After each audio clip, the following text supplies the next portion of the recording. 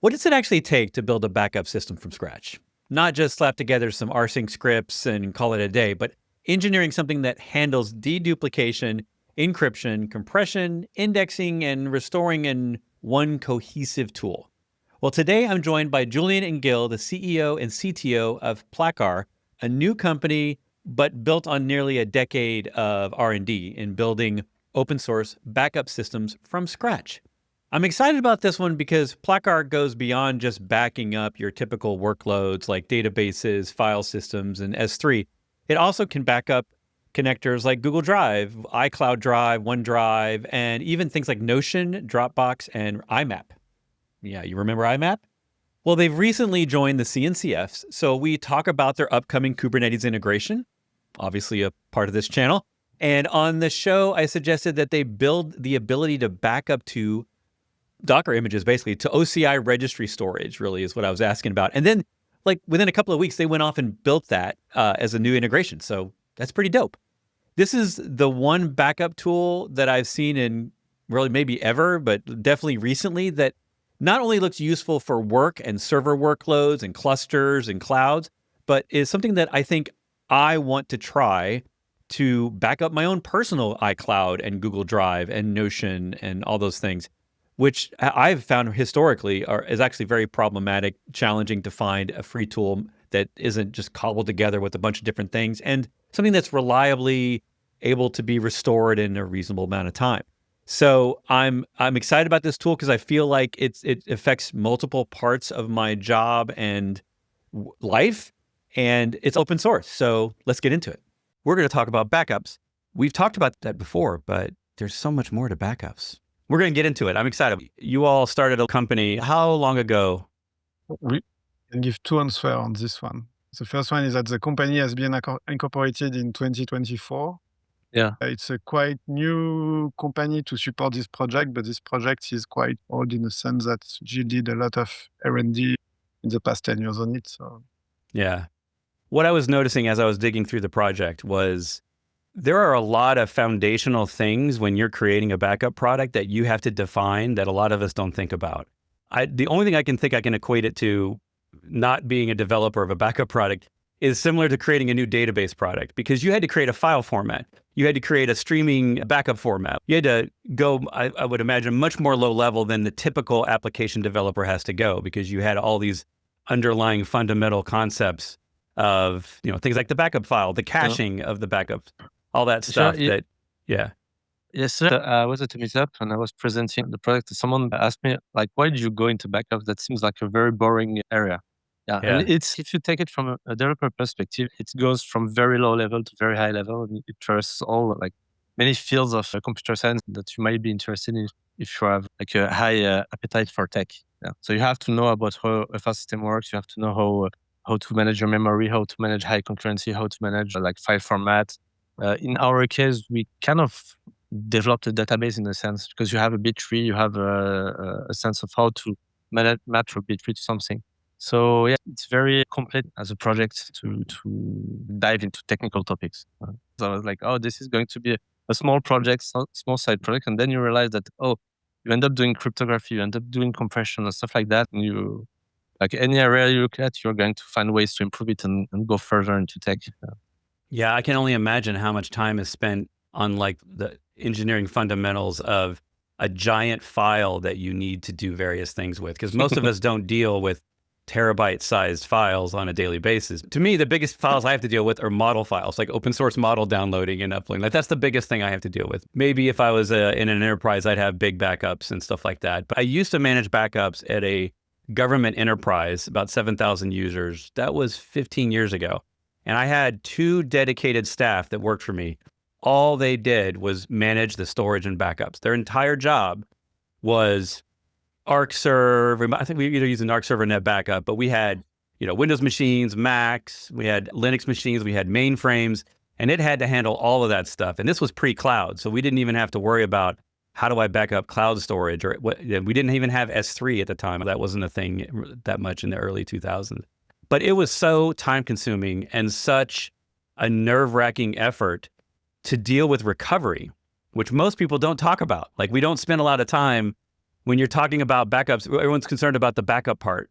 And I always focus more on the recovery part. And I get more excited about the recovery. Like, how easy is it? How fast is it? How fast can I discover the thing that I need to recover? Because often that's the trick. If you're backing up hourly and daily and monthly and weekly, and you've got all these incrementals and differentials and all the traditional backup terminology, like sometimes you're like, well, that person needs to recover that file, but it needs to be the one that's not today because that one was corrupted or whatever. And so then you end up like sleuthing through a giant caching system, trying to find the one file or the one directory on one server somewhere amongst 1,000 servers that you had to back up that day. And how do you do all of that reliably and in a way that you get that two people can handle the data? And now I don't know any customers of mine or anyone who has two people managing backups. It's like a part-time job for one person. So something has changed. When you tackle that issue of how you find the proper thing to restore in a fast way, you end up realizing that you have to develop some kind of database. It's not just a backup. It's not just like gluing files together into some kind of archive that's going to be efficient. You have to actually have indexes, find things in an efficient way, be able to generate diffs between like versions of files, and do it in a way that can scale, because it's not really just a volume thing. It's more how many files am I going to have to look into, and like a large volume of small files is as problematic as having to back up huge files. Also, the performance. Lots of small files isn't exactly performant on a lot of systems. But I mean, since I was stopped managing backups, we now have SSDs. So like I lived in a world where we had spinning disks and things were super slow. And, you know, if you had gigabit networking, you were actually doing great.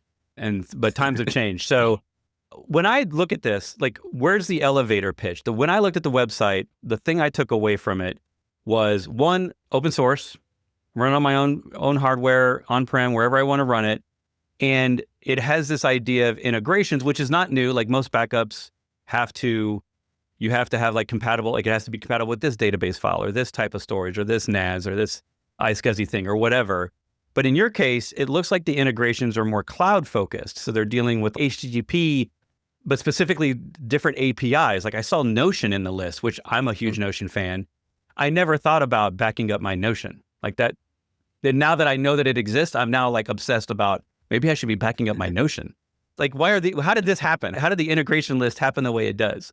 Yeah, just maybe to start, and I'll let you complete, Gilles, but we realize that most of the SaaS provider right now, they are on a shared model responsibility. So it means that you are in charge of the backup. In the case for Notion, for example, they are not providing kind of backup, and you have to do it by yourself. And when you look on all the SaaS that you are using for personal use or even for enterprise usage, you see that you have a lot of hole in your resilience or in the protection of your data. And I think it was important to have a software that is able to manage, I would say, the legacy task like backupping files, etc., but also be able to back up any kind of data, including, of course, everything coming from SaaS. So I think at some point in the product, we decided, okay, it's not a backup solution that is supposed to back up only files, but a backup solution that should be able to back up any kind of data. And maybe you can tell a bit more about how did you do that? Yeah, just to mention about the open source part, the main driver initially was to avoid having vendor lock-in, because you don't have that many solutions that can back up many sources that are not closed today. You have hacks, you have scripts that bundle a bunch of solutions, but you don't have one solution that you can trust.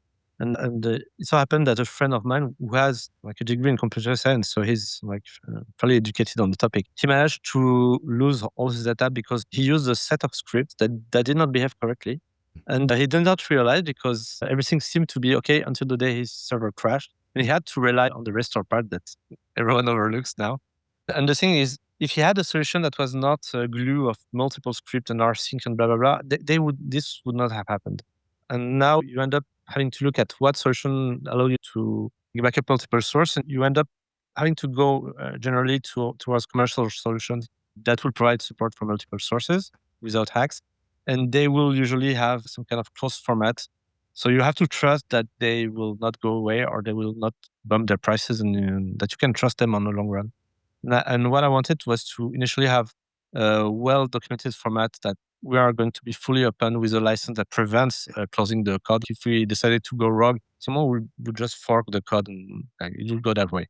So that puts a safeguard against ourselves going wrong, yeah? And then you have, what do you do with that? How do you manage multiple sources? And you realize that most of the open sources solution, either they are fairly targeted at doing synchronization, like rsync, and they are twisted into doing backups through hard links, like tricks, or they have a high file system, like they're highly like built around the concept of a file system. So you can actually do a backup of an S3 bucket, for example, but that's using a trick to map the S3 bucket on your file system. So they have a limitation system, number of files per directory and stuff like that.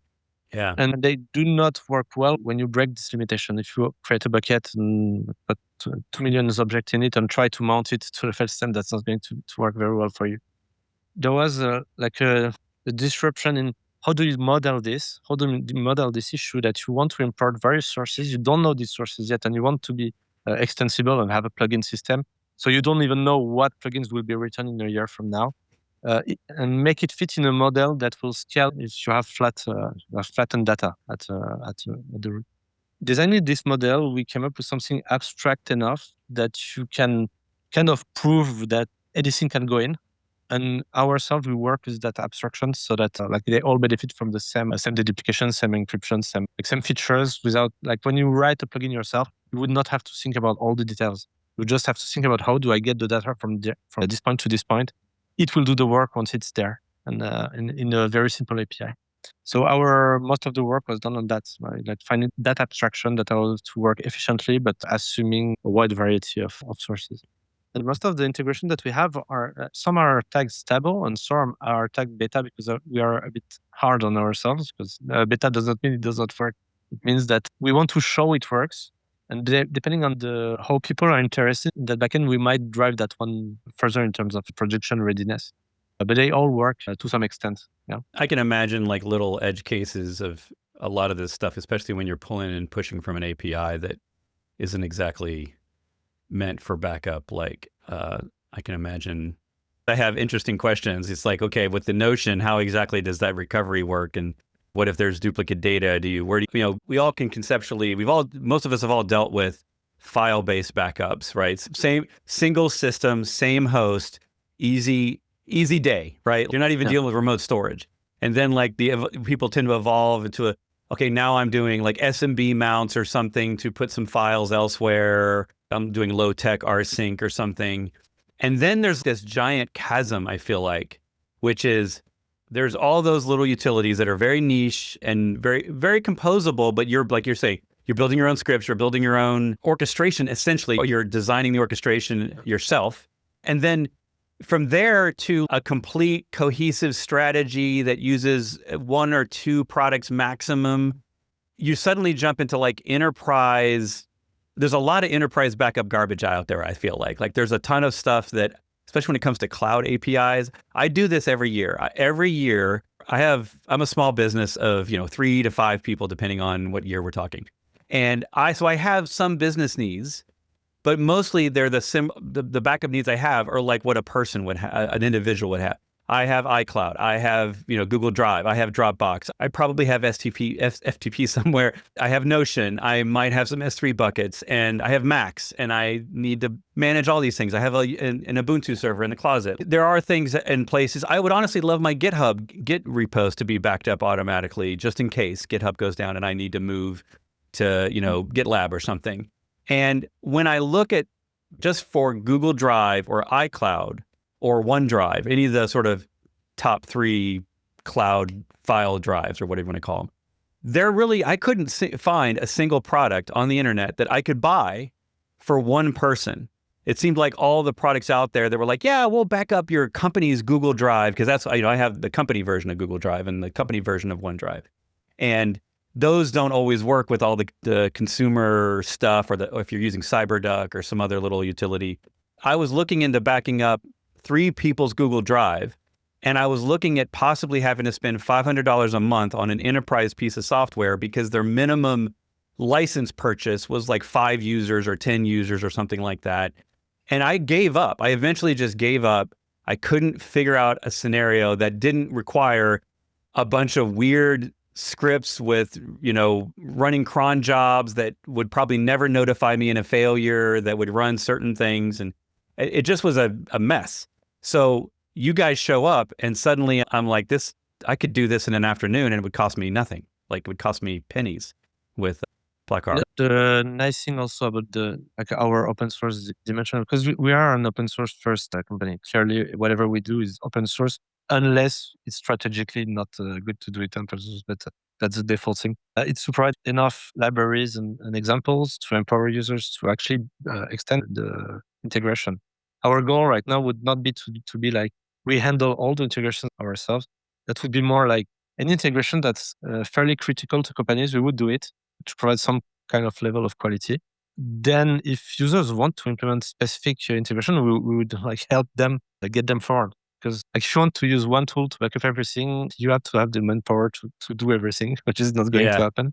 Yeah. And by making like some of the tasks we did today with my team was, how do we simplify the API even further? So people are less likely to even shoot themselves in the foot while trying to do something simple, because that lowers the bar to being able to actually, instead of spending your time writing a script that's not going to be very good, write an integration, because it's as simple as that script, and it's going to be like reviewed, and you're going to get help from others. It's going to fit into one thing that actually tackles the difficult part. And that's where I would like to reach in terms of open source. How does this work in terms of the development? All the integrations are open source, but how many of those integrations are created by the community versus the core team? I'm assuming this is led by feedback, like people are asking for things, so then you're motivated to make a integration for them? In terms of how many were done by the community? I'm just curious, none. like the ratio. Currently, all of the integration were done by ourselves. And we have pushed, a few months ago, we have pushed the SDK, and we are trying to provide example and simplify even further. But it's the community that's driving the decision about which one we do currently, for example.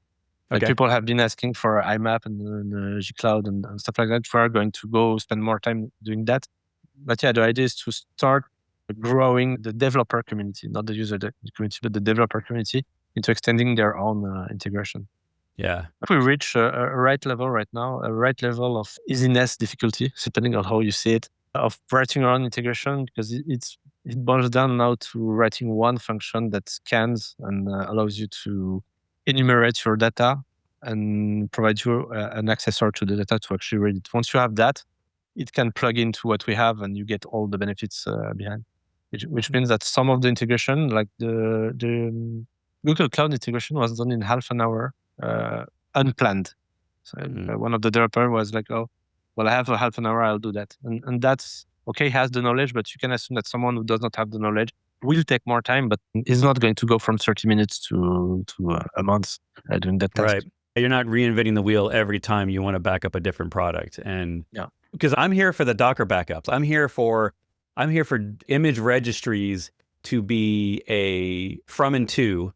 And for me, so I actually, years ago, I created a small script called Docker backup, like volume backup is like the name. And it kind of took off a little bit. And then Docker ended up adding it as an extension into Docker Desktop. And then eventually they just made it a default feature in Docker Desktop.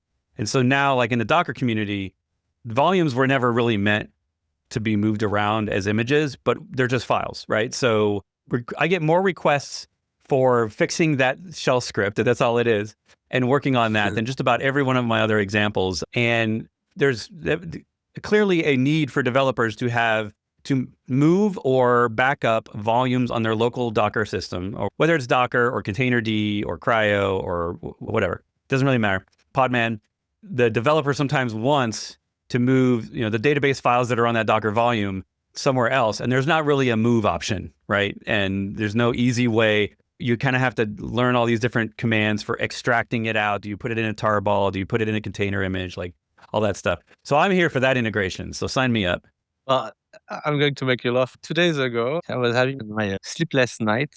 Yeah. Of wondering what I was going to do. I was looking into Docker because we had a discussion a long time ago about How could we benefit from our deduplication to lower the size of storage for images since sharing layers? Each of the layers could be deduplicated. And so I looked into it because I had never looked into how the backup of this stuff worked. And they use tar as a format for images. Yep. And we have a tar importer, which actually can extract a tar and backup what's inside the tar, which means that you could back up all your images and have the duplications through them. And I looked into how it's happening with containers, and we can back up containers the same way, actually. And metadata, tarballs and metadata. That's all it is. So we have an integration that's not ready yet because it was a small experiment, but something we could push forward, which is, okay, we have already a tar integration, so we can create a Docker integration, which is actually an integration that talks to the Docker API to get a stream of the tar that gets passed into the tar integration. And then boom, you have using that's packaged and not using a script on the side. Which is the goal, really. That's the point of Plakar initially, is to allow doing this in a way that, that stuff is not backup. How can I actually back it up in a clear way without too much effort? Obviously, there's some dev here, but once it's done, it's no longer dev for other people. So, so there's that. But the idea is that then you if you trust the tool, you trust that your Docker backup is working the same way as your SQL backup or your file system backup. Yeah, there's even a scenario where you could use, because a container registry is nothing but an object store, really. And there are in the cloud native community, there's sort of a consensus around the container registry being the artifact of all things, like the storage of all artifacts. And so now we have all these different types. Container images is just one type for an OCI registry, but there's all these other now file types. We can store Helm chart data in there. We can store compose files in there, and each one is its own. It's not a container image. It's just a registry artifact. And there's even utilities now that we use to, if we have a new type of object that we want to store in the registry, we can use tool utilities to create the metadata for all that.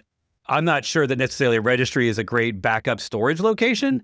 Like maybe an S3 storage system would be better because all the clouds already have that, but they all also already have image registries. And so a lot of times when I'm working with teams, like if we're going to implement some sort of new backup or some sort of new replication system, or if we need storage for something, it's a lot easier for me to use what they already have, what my ultimate backend store. I mean, file storage and S3 storage probably makes the most sense for the two types of storage for backups, but there's probably other scenarios like container registries. And I love the idea that when I'm on the site, the integrations can let me, it kind of clues me into which ones are inputs and outputs and which ones are both. And just staring at the options that you had made me think like, well, can I store, Google Drive backups in OneDrive and then also store OneDrive backups in Notion? Like I started to wonder, I have a document that's the path of where all the things I need and where they all go for backups, right? If we're all talking about 3-2-1 storage for backups, like we often as backup engineers, even of your own software, your own stuff at home, you often forget a year later what you did with all it and how often it backups and where is it going. I tend to forget. And I know I'm using Backblaze in some places and I'm using a different cloud in other places. And I have to document all of that for my own sanity because every year I think I should check my backups and see if they're still working. And then I forget, I don't know where my backups are, how they work. And I have to go and redo all that research. So the idea that I could maybe get closer to having this in one product is something that I might have to do and make a video on. So let's get some Docker stuff in there. Take a break for a second. The only managed service that we are providing to the community right now is to, send some email if you have issue with your backup and a summary of, what you are backing up. Maybe we can cover this one because it will be always in your mailbox, what kind of backup you have and where it's stored. So that could be nice. Yeah, and at this point, once we have the image registry stuff, then you start talking about Kubernetes and can we run this on Kubernetes? Let's talk about the storage for a little bit and get into the weeds of it because I'm gonna bring this up and hopefully I'm not trolling your issues. But I was looking to deploy this before the show so that I could come to the show and have feedback or experience to talk about and say, yeah, I got it to work last night. The first thing I go for, being a Docker guy, is I wanted to deploy the Docker image. There's an issue open that's asking for the Docker image, and I think someone replied and said, we're not ready yet. we've got caching, we've got other things we got to worry about, and we need to come up with a more cohesive strategy. So I'm here for that cohesive strategy. Let's talk about that. What are the challenges that you're seeing, and do you have a plan? Because we talked a little bit before the show, but it sounds like there's stuff coming. So not to spoil anything, but let's talk about it. It's just that the feature request came very early. We had like our first stable release that happened a few months before this. We had the first user feedback, and we were trying to find the priority things to tackle. And this came and requires some thinking from the team about what it means to have a Docker image for this. Because you have to actually mount your volumes within the Docker image. Yeah. You will not run this as an agent in most cases, or is it what users want? That's open question. That's not answers. That's you have to think about how are they going to use that, because the Docker image you're going to ship as an optional one, you're going to have to support it in some way. You can just say, okay, we just released the Docker image and it's not doing anything useful. And we had users saying, oh, well, we need to have this is going to be run from a CI. So it loses its state every time. So you need to rebuild state. Okay, well, that's going to be an issue because we need to have some persistence out of the Docker image for this. Some people saying, oh, I'm going to use this from a machine. Yeah, but that means you could have installed Plakar on your machine rather than Docker, because it's going to be a lot of work for us to support a use case that's not that useful. Whereas you could launch Docker as an agent with Plakar in it to go query the other things, because Plakar is flexible enough that you can run it as I'm doing my job from the Plakar instance on my machine, but also as this is controlling the backups from other machines and transferring data here and there. And depending on what direction you take, you would not build that image the same way. And that would, I don't know which one you would advertise the most, without having user feedback on this. More than it needs to have discussion, and we need to have users from the community telling us that what we need in the Docker image, and that's what is going to drive the development. That's most of the issues there. Is there a concept of backing up the system itself, like the configuration and the plugin list? Is it got an internal backup command that allows me to essentially save state of the whole system outside of the individual integration backups? Well, there's two things. The first thing is that none of the state is mandatory. When you run an instance, if you wipe your cache folder, it's going to rebuild the state. Yeah. So you're going to lose the plugins that were installed, but you can just click and reinstall. So that would be the idea. Is if you did not have backup of this, you're not in the lost case, because you could go from a blank machine, you point to the repository, it will synchronize again, and you will get a state that's a working state for your backup. Yeah? If you need to have backup because you want to avoid having to resynchronize, or you want to avoid having to reinstall, well, you can just backup the cache directory and you get a Plakar snapshot with the configuration of your Plakar. Yeah. So there's no particular things that you would have to do to make this possible. There's just a standard way of using Plakar, basically. Yeah. On the infrastructure side of the storage, you mentioned encryption. So it sounds like do you support encryption of backups? Is that? Yeah. We have out of the box, the snapshots, the backups. We talk in terms of snapshots, in terms of a snapshot is a view of whatever you imported as data. All these snapshots, they are compressed and encrypted by default. You have to actually say, I don't want the encryption. I want to work with plain text data. Oh, okay. That's nice. Secure by default. I love it. And it's end-to-end encrypted, so you don't have a server, for example. You're going to run it from your machine, and you're going to say my import bucket is on S3, and my storage is on Gcloud. Yeah. And you don't have a server running at AWS, and you don't have a server running at Gcloud. So all of this setup is stored in the configuration of the store that you create, and it's standalone. And we don't want to trust AWS or Gcloud with keys. And we don't have a third party that would hold the keys to encrypt, decrypt, or do anything with the stream. So we act with them as if they were what we call dumb stores. They don't do anything besides passing packets that they see and storing them like on a storage layer. Yeah. So at the lowest level, what if I do the simplest thing, if I do the simplest deployment, because I'm primarily an implementer, an operator. So I often think about, okay, what is it going to look like when I have this thing set up? Where are the pieces of the puzzle sitting, and what do I have to run long term, and what are the ports I need, and how do these things connect? So I'm guessing that there's a daemon, or I don't know what you're calling it, the server part, but like a daemon that runs somewhere all the time, and it has an API that I can use a local CLI to control it. There's two parts to it. There's let's say the client part, which is you running Plakar to import data from a source and push it somewhere. And there's whatever storage you have, which may be a local disk, or which may be an S3 bucket, or which may be actually anything that can actually take a key value object store. Yeah.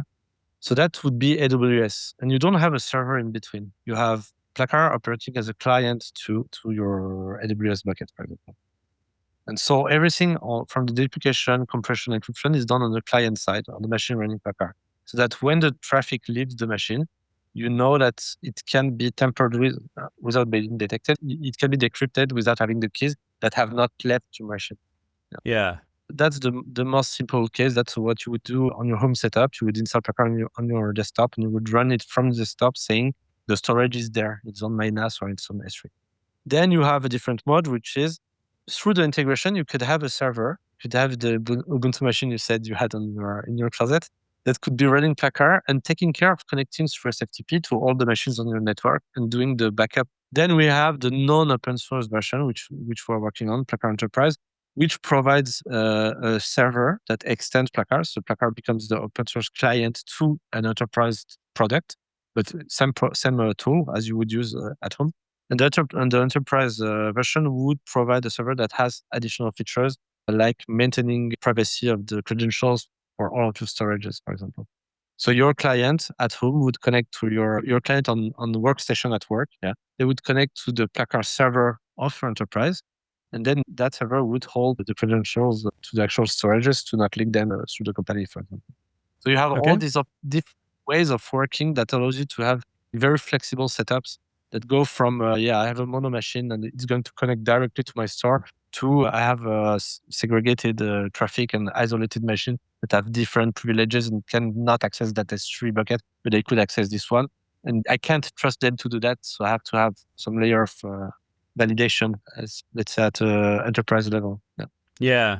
Is that allowing for like multi-hop backups, or I'm trying to think of some of my more enterprise challenging, like we had so many backups happening that one server couldn't do them all.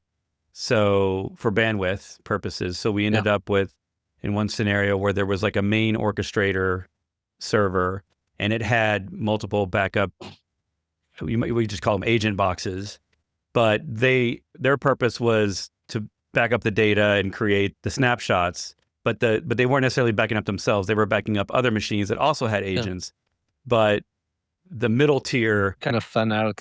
Yeah, because of bandwidth, really. Like we needed to we did the math, and like when you need to back up a certain amount of terabytes every 24 hours, at the time, this was 20 years ago, but at the time we were limited to 1 gigabit network connections. So we were literally creating new servers in the middle tier because we were saturating pipes and we couldn't get enough backups from all the different systems in a 24-hour period. So we had to add more middle tier, but there needed to be a central orchestrator that managed the jobs that it was distributing to the individual middle tier stuff. But there's a lot of small shops that I deal with where one person is saddled with DevOps and ops and backups and recovery and like monitoring and logging and storage and cloud infrastructure. Like they're just having to do it all. I actually call them solo DevOps. That's the label I give to these unfortunate individuals that are given way too much work to do. Maybe AI will help them. Maybe we can rely a little bit more on AI to help us with the advice on that. But it ends up being a whole lot, right? And I saw that you had a demo on the website, so it looks like you're bringing that up. But yeah, I'm just curious about how big does this get today, and like where's your vision for where the enterprise product that you're building is going? Now, also ransomware attack are first targeting the backup system of any companies. So for different kind of reason, encryption is required, and you need to be sure that your storage and the backup server doesn't have your credential of the encryption key. Otherwise, if your backup system is falling, at some point, the attackers, they have all your data in one. So end-to-end encryption is clearly becoming a kind of prerequisite for, securing your backup, right?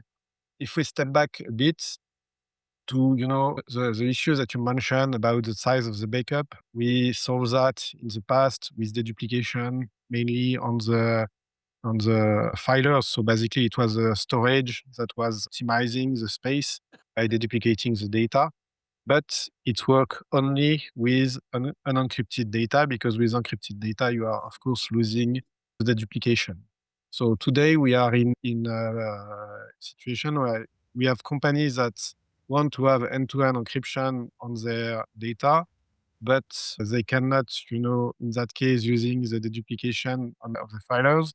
And so storing the backup will have a crazy cost to make it happen. So a lot of vendors basically created kind of alternative with proprietary formats where they are still optimizing the space, but at the end they have still the encryption key. And what we are trying to do with Plakar is to solve this issue. So basically, because we are doing the encryption, the compression, and the duplication at source, it means that all around the path where the backup are going, they are already super optimized in terms of storage, in terms of space. And I think it's what we are showing in this demo website. You can see that we have almost 15,000 cycle of backups that we did, snapshots that we did on this machine. Logical size is 24 terabytes. So we have here a huge amount of data, but the space that we are using is only 159 gigabytes. Even if everything is fully encrypted and to encrypted, the storage has no knowledge about the encryption key. And I think it's a game-changing thing of this technology, because it's allow you to move your backup everywhere you want, in any cloud provider, on-premise, where you want, even if you don't fully trust this provider. But you can do that with an optimized network cost, because sometimes if you want to synchronize data between cloud provider, you have to pay egress cost, which is super expensive with huge amount of data. And because with Plakar, you will just pay that for the first backup that you are doing, and all the snapshots that will follow will only transfer the few blocks that were not backup before. So the storage is optimized, the network is optimized, and it's fully end-to-end encrypted. Today, I don't know so much option to make that happen right now. Yeah. So it's doing incremental backups after the first, or incremental snapshots, I guess. No? I will let Or Gilles. differential or incremental? Yeah, when you have an incremental backup, you actually create a chain of dependency between all your snapshots. The thing is, you get the more your chain goes, without going through another day zero of sync, the more you increase the likelihood that you will have a corruption at some point that will break your thing. And so you have a higher risk, and you have to test everything very often, because you want to limit that risk. Like you don't want to go through the hassle of doing the incremental backup just to not test it and test it in a week and realize that, you have 1 week worth of deltas that are trashed, basically. And the idea is that you can also take an approach that is a index reference based, where basically what you're doing is not saying I'm building a delta against what happened right before. It's building a delta against what's in the store as a global storage repository. So your backup actually benefits from any of the previous ones doing anything, and you don't have a chain of dependency in the sense that you can delete the one that happened yesterday. It's not going to break any dependency with the one you have today. As long as your store is reliable, you can do any kind of removal that you want with the granularity that you want, and you can consider them as being autonomous in the sense that each snapshot is autonomous by itself, does not require any other one. The thing is, you have to trust the storage anyways. Since you're going to store your data there, if you don't trust it, you have to do something that's called 3-to-1 backup to actually ensure you don't have one copy of your backup and you can restore your broken backup from another backup. But that's the idea. And we have a cool way to manage it. And so this allows you to have all the benefits of incremental backups without the risk of incremental backup. Yeah, that's nice. With the sync command right now, you can actually super easily synchronize a closed store in several locations. So basically, you are pushing one backup in a closed store, and you can have 2-3 closed stores that are replicating those data in different locations. So yeah, having all your backup in one closet will be too risky. Of course, you need to have a backup strategy on top of it. And we are providing a cool way to make it by, having this way to synchronize with a again, low cost on storage and bandwidth, as this closed store in several locations. So you are pushing in one place and you're able to have 2-3 copies, even in cold storage, and to be sure that your data are remaining safe if the first storage has an issue. But yes, with different granularities, because you might say, oh, since it's encrypted, you need to have the exact same copy, but that's not happening because the snapshots are individual. So you can actually say, oh, I have one store on my NAS near my machine. I will back up on my machine in a local disk just to have a user error reparation because I did something, I have it immediately available. I might synchronize one snapshot per hour to the NAS and have that one span again, like one copy into AWS and one copy into Google Cloud, for example. And the synchronization, it's not doing another backup. It's really pushing a copy of the snapshot through different stores that possibly have different encryption keys as well. Okay. It does like transformation between one to the other, so that in the end, each one has its own encrypted copy of the same data. And this saves from cases where, for example, you would have your machine, you want to back it up to 2 places, yeah. You would run like naively, you would do, oh, I'm going to do a backup to AWS and I'm going to do a backup to Google Cloud, yeah. But in between, something may have changed. You're not backing up the same thing. When you're doing the sync, what you're doing is getting the info from one of the stores and transferring it to the other. So at the end, they have the same data, which has its benefits. yeah. Yeah, If you I do like that. something, it has benefits. And we repair the store also if you have a It corruption. allows right? repairing the stores as well. If you break something, you can actually repair it from the other one. Yeah. And you can also, of course, run some check on the store to check, if the data is still what you expect in the store on 2 different ways, right? And we have R&D projects about error correcting code to auto repair dependencies and stuff like that. Just to be clear, the crypto, we did not do it ourselves. We are a team of people who have worked in security a lot. We have been facing specs a lot about crypto in banking and stuff. So we kind of had a hunch about what should be done on where. And we had an external independent auditor who is a famous cryptographer who read the book that I have behind myself, was okay to actually audit this with no bias because he has no interest validating something that will be broken. So that was just to have a third party. We managed to put cryptography in every layer as validation concept. You have hash mag everywhere. So if you flip one bit somewhere, it's going to completely break in the nice sense. It's going to tell you there's a corruption there. It's in that specific file, and this is collapsing because there's that file and that file that also share that data. So they are all corrupted. So we have already the detection part in a very granular way, in the sense that it can pinpoint very specific chunks and objects. And having that plus the ability to synchronize, we can build upon the tools that we are allowed to do a very pinpointed reparation without having to repair everything, because that's costly too. We're going to be able to say, oh, I have one chunk, it's broken, and I can fetch it from there, and we're going to fetch just that amount of data.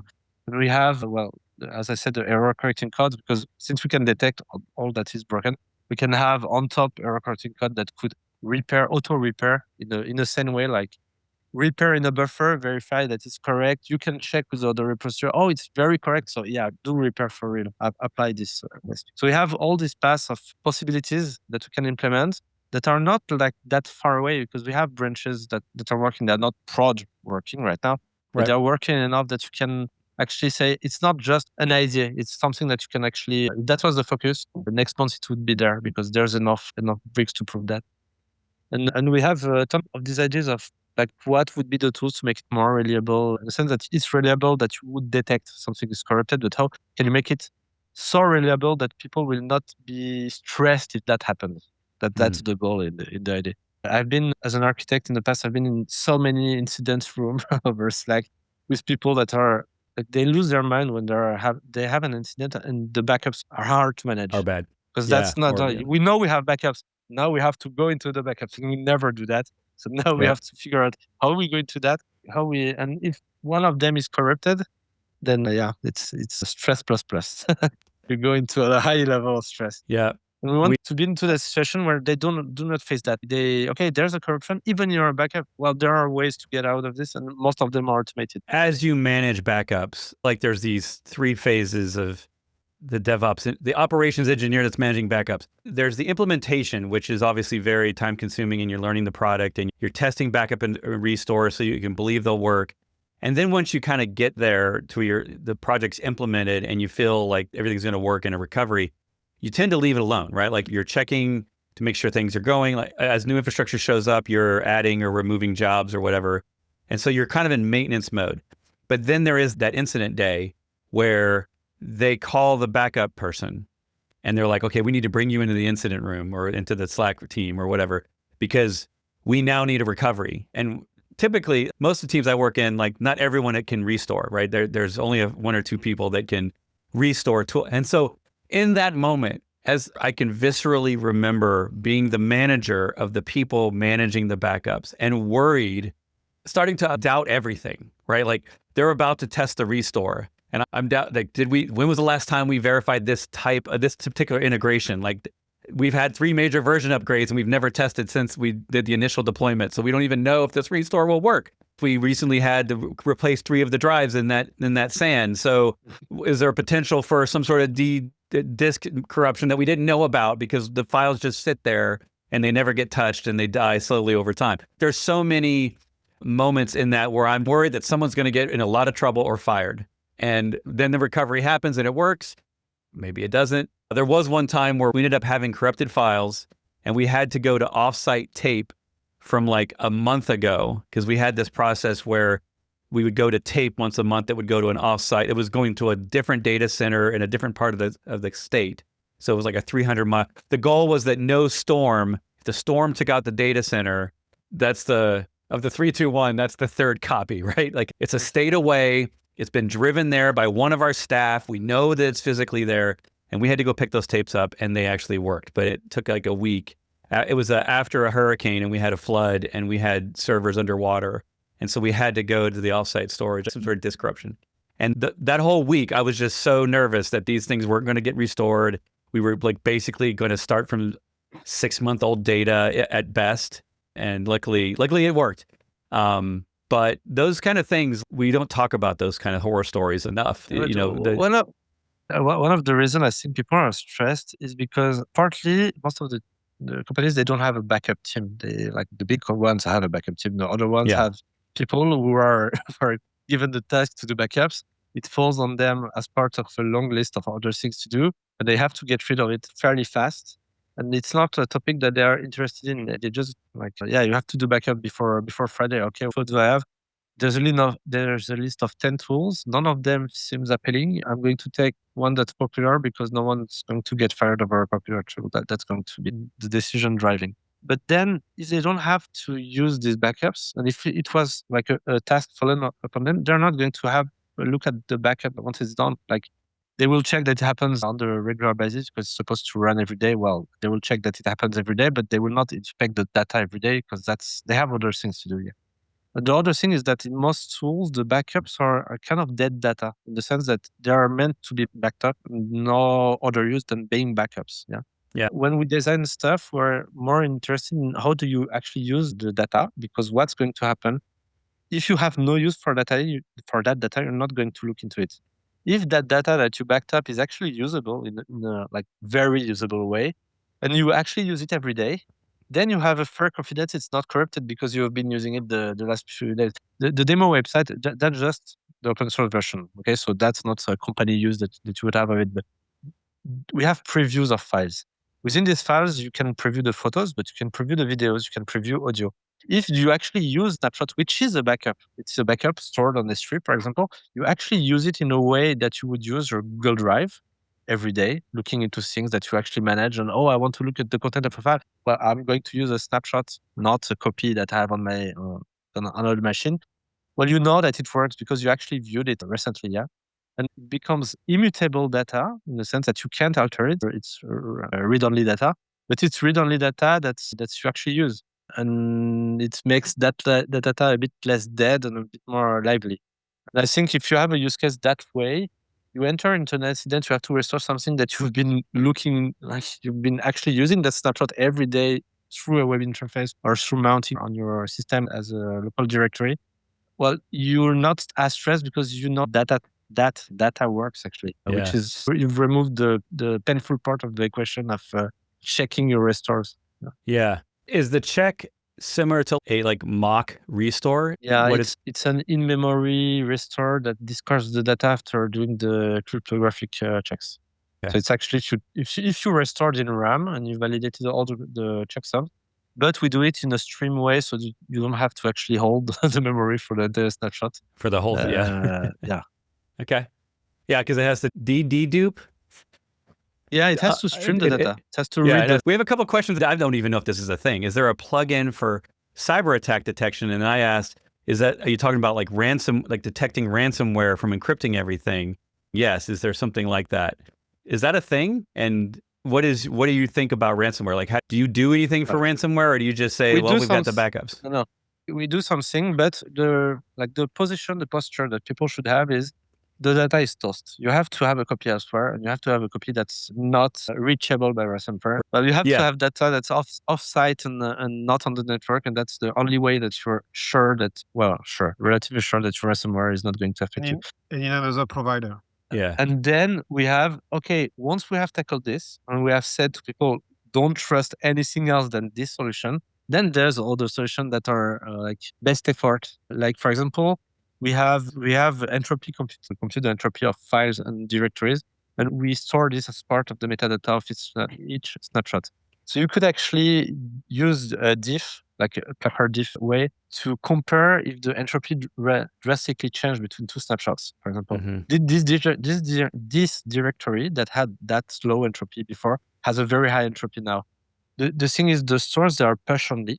They're write only, so you're not ever editing something in the store. So they can be actually, you can have warm and force at your provider level. If you have this plus the entropy checking plus the offsite copies, offline copies, you kind of have like a fairly good situation, because things that would not completely trash your store, you can still manage to say, I had the machine that had the ransomware, it pushed back up with ransomware.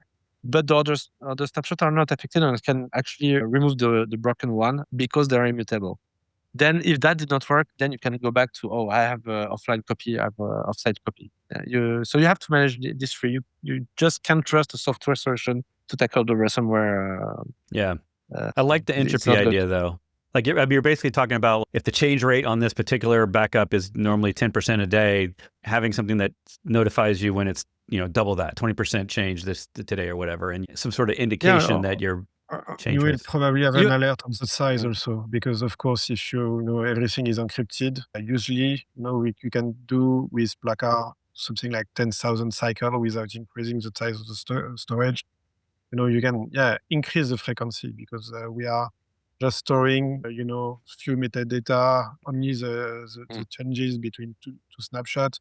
So you can virtually make your backup from every day to every hour or every minute, depending on the size of what you are. If you have a ransomware, you will have an alert on the size, because it will double at some point the size of your storage, and it's something that should never happen. So you have that, and you have the idea that we, as I said, like very early in the interview, we have built some kind of database in some sense. So we have multiple indexes. We can, as you saw in the demo, we can look up images or videos, because we also index MIME types and stuff like that. And the MIME types, they should be aligned in some way to the entropy of the data. If you have a text plain file and it has a high entropy, you're going to raise alerts. That's not correct. So you have many. These are the few that come out of my head right now, but there are many other ways, other heuristics that you can use to actually detect some kind of fishy scenario that would gradually take place. Because if the ransomware is already there, you should know, because you are asked to give money. But if you're in the middle of the attack and you have a backup that's happening and that have half the data corrupted, half the data not corrupted, you're going to detect it through entropy metrics like this. I feel like if I had to make something myself, it would end up being something that was so stupidly simple. Like, I'd create a monitoring solution that watches a plain text file that's like, don't encrypt me.txt or something, that I put on every single file share, every single server.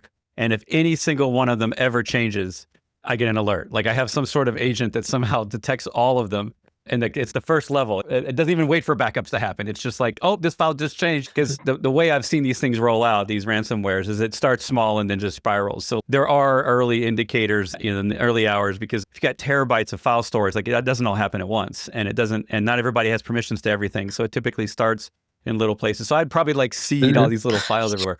Besides the smartness of the discussion, there's only the offline backup that's going to save you. There's no other way that can be. It takes only one miss to, like, in the case of a ransomware, if you misdetect and you let it happen, it's already done. You don't have the luxury to try and see if it works. Yeah? So you have to have your own offline backup. That's the only solution. And then everything else is niceties that you could have, but should not be a blocker to have the most annoying part, which is the offline backup, which is the one that takes the most effort to produce. Yeah.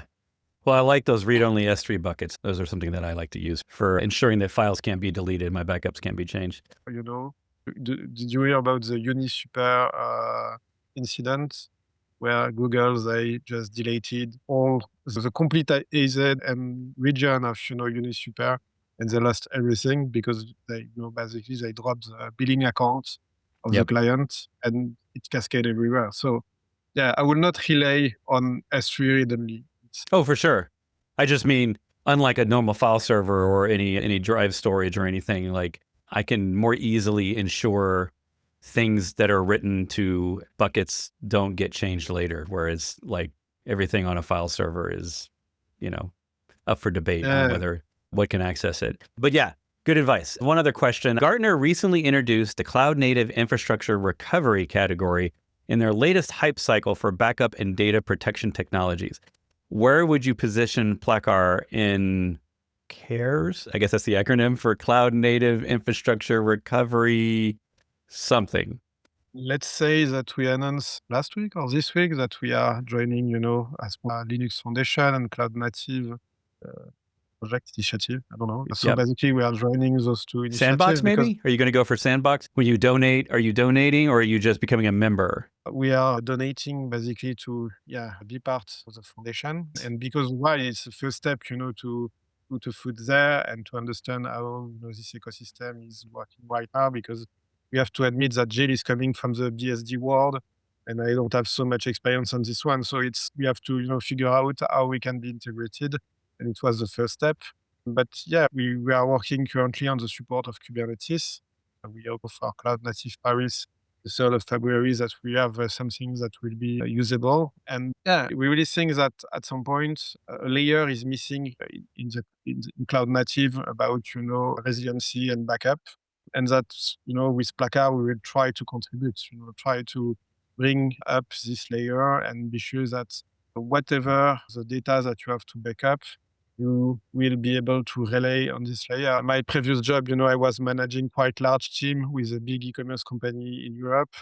And I was fighting every quarter to be sure that all the team made their backup at some point. But the things I never achieved is to be sure that all the team has 3-to-1, at least 3-to-1, encrypted everything. And I think what is game changing with Plakar right now is that we decouple the storage from the technology to store basically your backup. And you can store your backup anywhere without trusting your provider. So what does it change? You could imagine, and it's what we are releasing right now, a protocol where you can push your backup to a provider, and the provider is managing the resilience of your data without any kind of knowledge of your encryption key, while we are maintaining low network cost and low storage cost. And I think it's, the kind of layer that is missing right now. Be able to back up all your objects, basically, whatever is it, just pushing it to a third party. That could be, your own company. It could be a team in your company that is managing the backup. But today the issue is that pushing all your data to one team in your company with the encryption key, etc., to optimize the storage, it's a big bottleneck in terms of security. So yeah, with what we are enabling with this new protocol is being able to, asking to every team, make your backup, push this backup to a third party, internal third party or external third party, And this third party will manage resilience without any knowledge about your data. So being able to make 2 copies in 2 different cloud providers, for example, one offline, etc., and doing it on a clean way. And I think it's the kind of contribution that we can bring to the ecosystem. But yeah, of course, we want to do something to solve all this resilience issue. The way you're describing that, I can't help but think that an OCI registry would be a good option for that, because it's content addressable, it's SHA-hash guaranteed, unique identifiers, it's read-only, so you can be ensured that there's integrity, it's got all the metadata to it. So I'm going to put my vote in for that, but it sounds like you're building something custom. So I was going to ask, as we end this up, because we're running a little long, what was next? It sounds like what's next is Kubernetes, initial Kubernetes support. When you say Kubernetes support, are you talking about running it on Kubernetes, or are you talking about backing up like Kubernetes volumes, or is it both?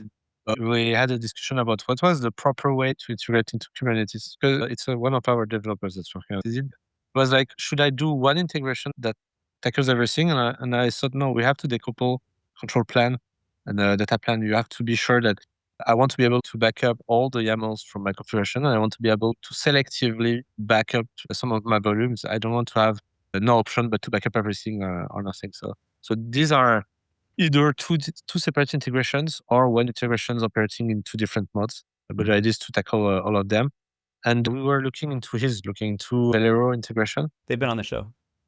And like, it's tempting to go your own way always. Let's do our own integration. But there's also a pragmatic way, which is, no, if we can adapt to be run by Velero, through Velero, then you get all possibilities. You can get first our simple integration to back up the kube configuration. You can also be used through Velero to fit into the existing setup of people. They can just swap between different solutions. They can test us while retaining their old solution for whatever they're using. And if people are not using Velero, then we can have a third way of doing it, which is our own, but that should come last, basically. But yeah, just to say, we're planning on not being just a solution that runs within Kube, but more as a solution that also manages to back up your Kube. Yeah, that's one of the challenges that I've been seeing in the industry, is like, you've got like the traditional backup vendors that have the plugins or integrations or whatever they want to call it. And, you know, you're paying lots of money, and they make you pay for certain things, like maybe the Oracle integration is costing extra, and, you know, that kind of thing. And they're all closed source. And then you have these open source things like Velero, but the challenge with it is it's just Kubernetes. It's great at Kubernetes, but it's just Kubernetes. And typically, I don't really work with any teams that are only Kubernetes. I mean, even if they're Kubernetes first and they're container first, they're going to have other things. And so then they have to have a completely different set of tools for that stuff. And then these two things don't meet, right? So Valero's backing up to whatever storage you want to put on the plugin on the back end. And then this other system is completely separate, and not that we can ever, I mean, you know, at this point, it feels like all of my clients have multiple CIs, multiple backups, multiple clouds. Like, there is no just one thing. They're doing everything multiple times, multiple types of databases, multiple different database providers. And so the challenge I always feel like isn't to get to one universal backup system. It's to get as few as possible, so that you can possibly can maintain it. That's the goal. But if you imagine you have 10 separate tools, because that's what I saw at some previous companies. They have like many teams, and none of them came up to a consensus about what were the proper solution. Each one came up with its own. You end up with 10. Even if we just reduce to 3, that's a net win over having to manage 10 different solutions. And in our sense, you can do something very stupid, stupidly easy. I mean, you can say, oh, I want an integration that actually backs up another system, another backup system. So you end up having everything falling into Plakar through the system of integrations, being able to ingest data from whatever solution. So there's also this, I'm saying it's a possibility through the integration step, but that means that you have also a way to progressively unplug older solution as you manage to have integration written, but still be able to have everything from day one into Plakar. You know, you want to back up some solution, we don't have that integration from that, but we have the integration for your backup system. What you can back up through the other tool, we back up the result of your backup, and progressively, as we have the integration to manage your tool natively, you get some tools out of the way. So the idea is to allow people to do that. Obviously, we're not enough people to write the hundreds of integrations that we would need, right? But having simple SDKs providing good examples and starting to do the most popular ones will lead us there ultimately. That's the idea. Well, yeah, and that's how tools like CyberDuck, CyberDrive, like that whole project ecosystem, like dozens of different storage integrations. I like using those tools because they've got GUIs, they're user-friendly, they're really great for like personal backups, personal file management. And that tool, the magic of that tool is that it works with like everything. Like every cloud storage scenario you could think of, it's got a plugin for that. And so I feel like the integration of the plugin ecosystem is in a lot of ways the magic of what makes a backup product or a backup project. And really interesting is the ways, all the different things that I can back up just in case. I didn't see a Git repo option for GitHub. That's maybe more of it. Maybe we instead of doing it with, I guess if you do it with Git, then you could do any of the Git providers, but it might be better to actually do it through the GitHub API. It depends what you want, because on GitHub, what you would want is probably not just the code. It would be all the issues and all the... Right. So that's where it's almost like two levels, right? Yeah, it's like I need the code, but I also could really use all this other stuff. Yeah.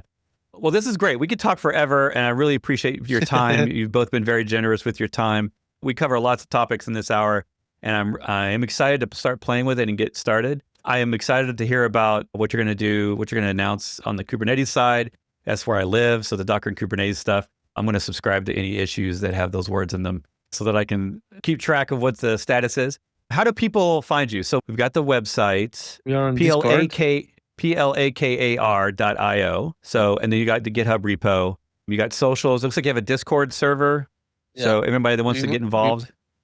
We work on Discord. We are, as I said, all remote. We're all working remotely. And we work transparently on Discord. So you can just come to our Discord. You can actually attend all of our meetings. You will be muted. But you can actually look into any technical discussion that happen in the open. Except the daily. You can come and talk with us during the daily. Yeah. All right, so we know what's next. We know you're going to be at KubeCon. People can follow you individually. I guess you guys are on socials, on LinkedIn. I think in the YouTube description, all the links are below for how to follow these two fine gentlemen. Well, thank you for having us. That was very great. Well, I'm glad to have you. All right, well, thank you both for being here, and we will see you next time here on DevOps and Docker Talk. Ciao, everybody. Cheers.